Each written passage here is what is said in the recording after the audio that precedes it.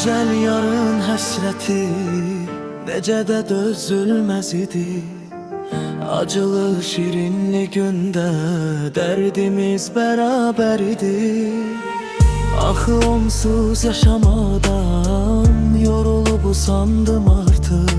Sevdiğim gedibdi məndən, qalmışam tənha özümdən.